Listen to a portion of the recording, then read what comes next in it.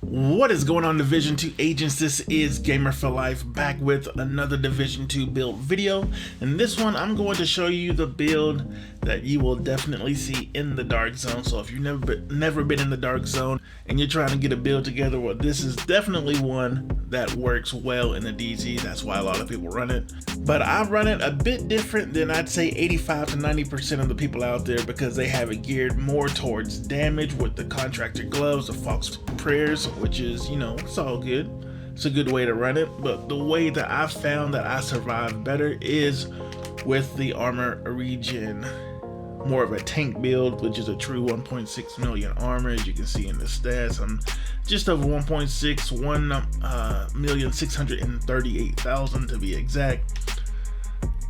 But this build still absolutely shreds, and I found that it keeps me alive more. I can't tell you how many times that armor regen has saved my butt.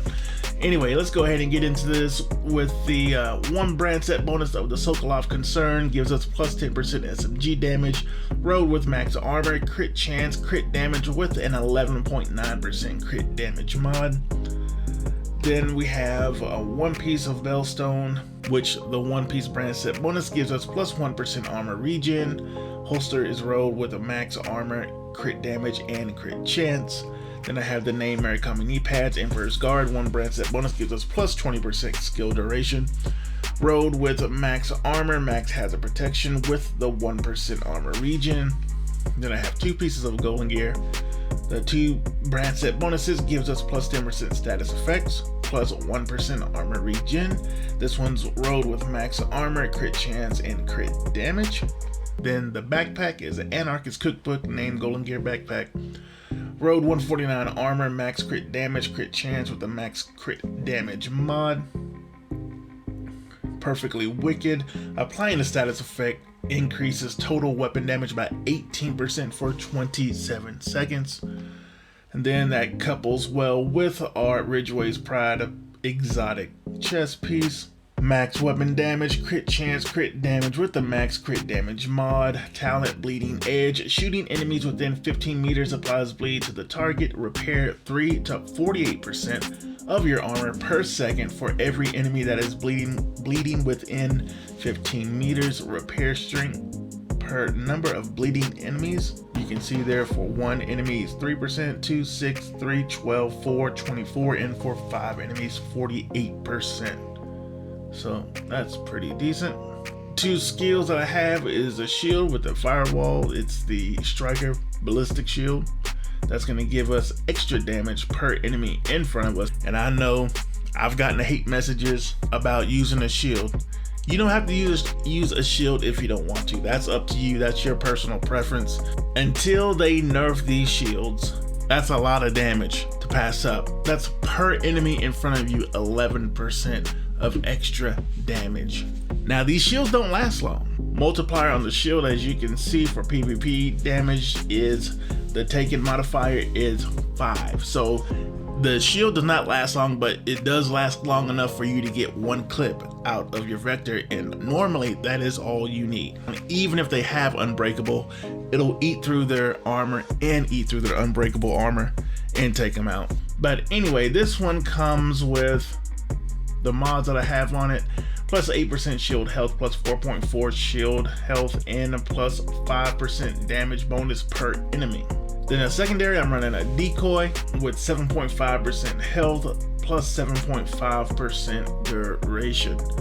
Now the guns. What I have here is a Vector, which is beautifully rolled, that has Sadis on it, max SMG damage, crit chance, and damage to target out of cover. Sadis deal plus 20% weapon damage to bleeding enemies. After 4 kills, applies bleed to the next enemy you hit. Now I will not dispute Lady Death is best in slot, because with it charged up, the burst damage is going to be far more than what Sadis gives you.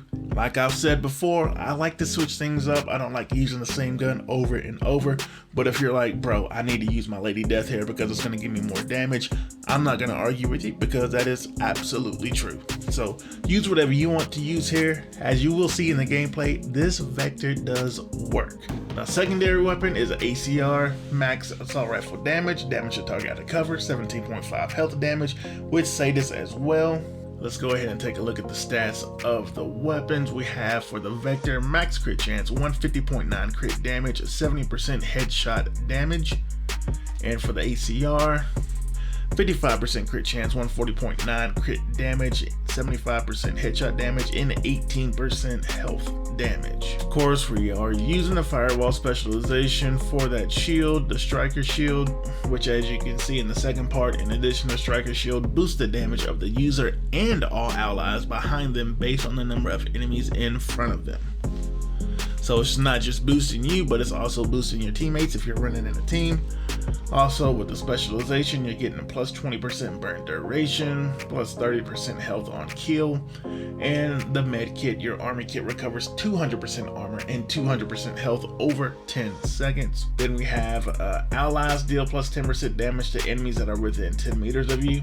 So again, if you're in a team, you're buffing the team with your shield, you're giving your team another 10% weapon damage with this talent as well, because this build definitely requires you to be within 10 meters of your enemy. I mean, there are teams that like to stay back with ARs and rifles, but for the most part, you're in close proximity to your enemy.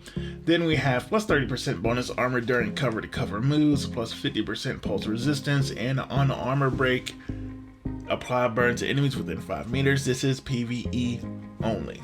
Now, just to show you the way that most people in the DZ are running it, it's just straight up damage, which this is a good way to run it too if you want to go more damage and not worry about the regen. If you just want to go burst damage and try to take the enemy down regardless, I found the regen helps, especially when you're fighting multiple rogues or multiple shade agents. But this is definitely the more traditional way you will see this build in the DZ, and that's with the contracted gloves, the Foxfur knee pads, and of course Grupo, and 2 pieces of the Sokolov with Wicked. And you can see the stats are definitely higher.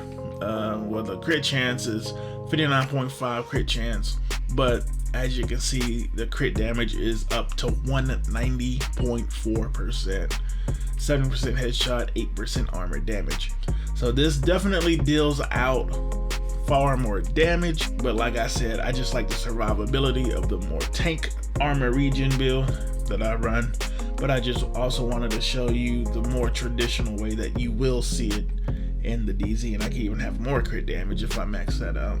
Hopefully this build video helped you out. If you've never been in the DZ and you want to go in the DZ and you're like, you know, what build can I use to run in the DZ, I would definitely take a look at this build. Of course, we all like to run things differently, so if you're running a similar build but you have it tweaked a little bit, let me know how you're running it in the comments. I always like to hear how people are running their builds differently. There's no bad builds, there's only different ways of running things, in my opinion. So again, I appreciate the positive vibes you guys are always showing, and as always, my friends on YouTube, take it easy.